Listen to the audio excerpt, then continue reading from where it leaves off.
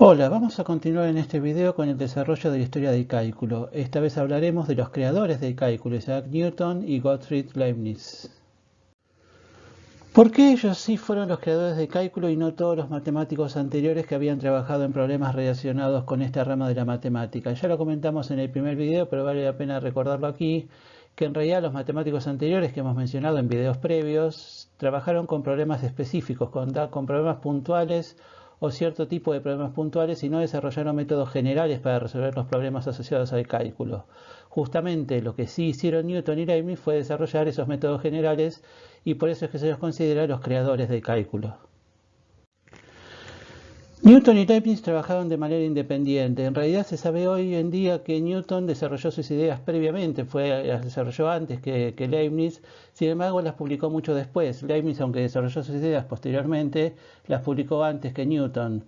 En realidad esto generó una gran disputa entre ellos, hubo una gran disputa acerca de quién fue realmente el creador del cálculo, una disputa que los enemistó durante mucho tiempo y de hecho creó una enemistad entre los matemáticos ingleses que apoyaban el reclamo de Newton y los matemáticos del resto de Europa que en general apoyaban el reclamo de Leibniz. Hoy en día se sabe que aunque efectivamente hubo correspondencia entre ellos antes de que publicaran sus trabajos sobre el cálculo, en realidad cada uno desarrolló sus ideas de manera independiente y hoy en día los historiadores coinciden en considerar a ambos en igualdad de condiciones como los creadores del cálculo o análisis matemático. Como decíamos en videos anteriores, los problemas de cálculo se agrupan en dos grandes vertientes, una asociada a las cuestiones geométricas, a los problemas geométricos, y otra asociada a los problemas de la física, especialmente problemas que en esa época tenían que ver con el estudio de movimiento. El trabajo de Leibniz principalmente tuvo una orientación geométrica, o sea, Leibniz se ocupó principalmente de la variante geométrica del cálculo, mientras que, como veremos enseguida, Newton se ocupó más bien de la parte física. Estamos viendo aquí una imagen del primer trabajo que publicó Leibniz sobre el cálculo, que de hecho, como decíamos recién, fue el primer trabajo publicado del año 1684, donde Leibniz presenta un método, como dice él, para calcular máximos o mínimos y tangentes. Pero en realidad no hay que pensarlo como un problema, como diríamos hoy, de análisis de funciones, sino que él lo pensaba geométricamente. Para él, el cálculo y el análisis, la búsqueda de tangentes y máximos y mínimos era un análisis de curvas, era un análisis de objetos geométricos, no de funciones. La idea de pensar el análisis como un análisis de funciones es muy posterior en el tiempo. En este trabajo, Leibniz presenta esencialmente lo que hoy llamamos las reglas de derivación. Fíjense, ahí vemos en las imágenes abajo, tanto a la izquierda como a la derecha, el enunciado de esas reglas. Fíjense que la notación que utiliza Leibniz es muy parecida a la que usamos actualmente. De hecho, mucha de la notación que usamos todavía en análisis matemático viene de esos primeros trabajos de Leibniz. 2 años después, en 1686, Leibniz presenta por primera vez el cálculo integral, o sea, presenta por primera vez el cálculo general de integrales, y en ese trabajo aparece por primera vez el símbolo que hoy en día usamos para el integral, así como una demostración del tema fundamental del cálculo.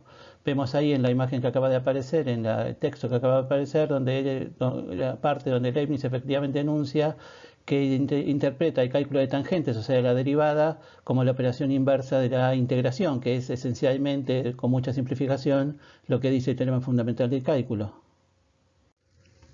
El trabajo de Newton, en cambio, como dijimos recién, se orienta más al estudio del movimiento, o sea, Newton aplicó el cálculo a la resolución de problemas asociados a la física. Esta imagen aparece en el libro Método de las fluxiones de Newton. Fluxiones es como Newton llamaba a la derivada.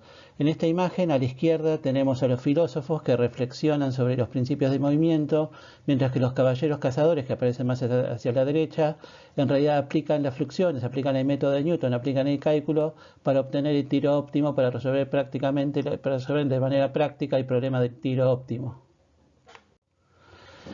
En esta nueva imagen vemos la notación que usaba Newton para la derivada, poniendo un punto encima de las funciones de las cuales se está derivando. Esta notación hoy en día no se usa. Hasta el siglo XX se usó un poquito, pero no fue nunca muy popular. La notación, como dije antes, la notación de Leibniz es la que más se utiliza hoy en día en el cálculo.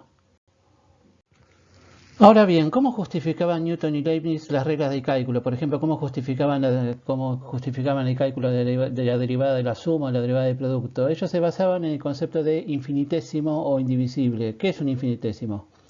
Un infinitésimo es una cantidad positiva menor que cualquier otra cantidad positiva. Insisto, una cantidad positiva, o sea, no nula, pero menor que cualquier otra cantidad positiva.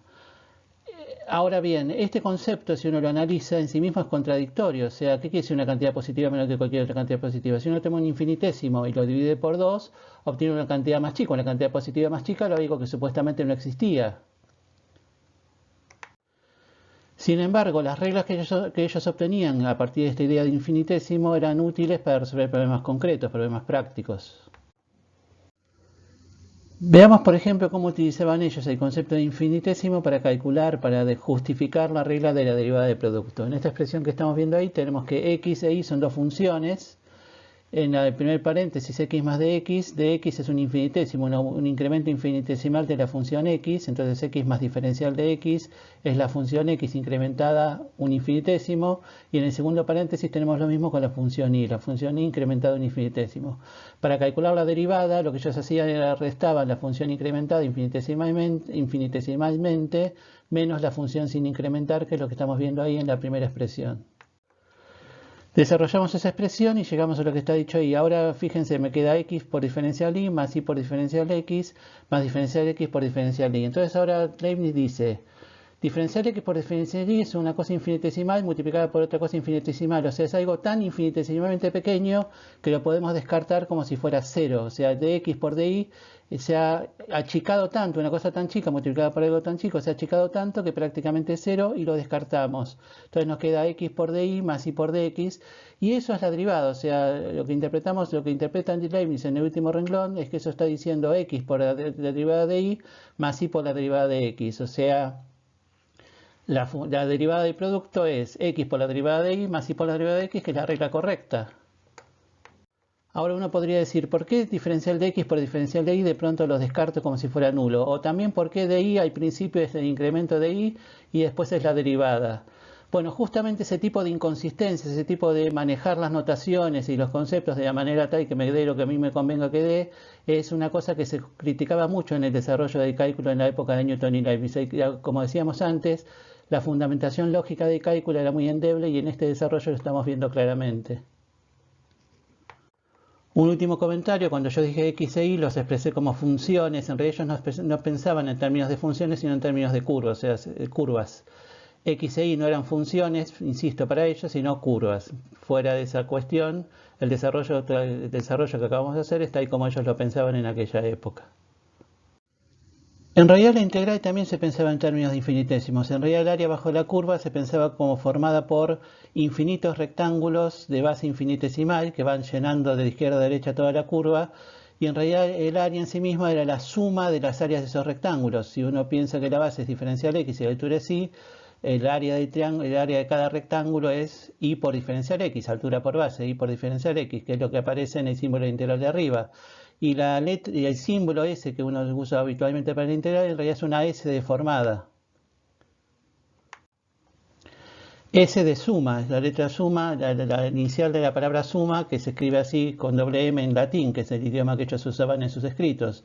Entonces, en realidad, la integral entre A y B de y por diferencial x, para ellos era literalmente sumar las áreas entre A y B, sumar las áreas de esos rectángulos de base infinitesimal de altura i. Esta notación, como bien sabemos, se conserva hoy en día, aunque la idea de suma ya se ha perdido un poco y uno ya se ha olvidado de que ese símbolo es en realidad una S deformada. Sin embargo, insisto, inicialmente lo que ellos pensaban, Newton y Leibniz, lo que pensaban es que uno estaba sumando rectángulos de base infinitesimal y una altura conveniente. Sin embargo, como decíamos recién, aunque en la práctica las reglas de cálculo funcionaban perfectamente para resolver problemas, la base lógica, el fundamento lógico de cálculo era muy endeble, especialmente en lo que hace al concepto de infinitésimo. Uno de los pensadores que más criticó justamente en aquella época la idea de infinitésimo fue el obispo Berkeley, que escribió en su libro El Analista una crítica muy adecuada, muy fundamentada de la base lógica del cálculo. Esta crítica va a dar pie en tiempos posteriores a que otros matemáticos revisen los fundamentos del cálculo. Muchas gracias por su atención, nos veremos en videos posteriores. Hasta luego.